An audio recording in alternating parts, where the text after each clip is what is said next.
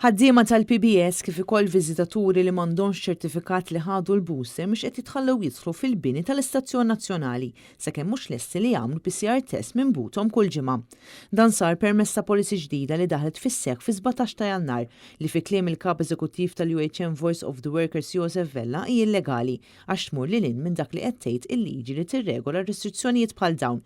Sorsi li tkellmu ma' Voice of the Workers Weekly wissew li miżura bħal din tmur lil hinn mid-dispożizzjonijiet tal-avviż legali 8 tal-2022 li elenka dawk il-postijiet fejn l-aċċess jista' jingħata biss fuq preżentazzjoni ta' ċertifikat tal-vaċċin. Il-fatt li tali policy ġiet imposta mill-Gvern f'entità statali għajjem tħassib li l-miżura tista' tiġi estiża għal entitajiet pubbliċi oħra u privati. Il-UHM talbet spjegazzjoni mingħand il-PBS dwar il-bażi legali li fuqhom tistrieħ din il-policy u l-parir jekk hemm modi minn Sovrintendenza tas-Saħħa Pubblika. Fit-tweġiba tiegħu ix-xandir tal-Istat evita kwistjonijiet relatati mal-legalità tal-policy u limita ruħu biex jgħid li d-deċiżjoni ttieħdet bis-saħħa ta' sejbiet preliminari ta' valutazzjoni tas-saħħa u s-sigurtà fuq il-post tax-xogħol relatati mal-pandemija tal-COVID fil-bini f'dan l-istadju partikolari. Skont il-PBS huwa għandu kull dritt li jipproteġi l-impjegati kollha tiegħu u li joffri ambjent tax-xogħol sigur.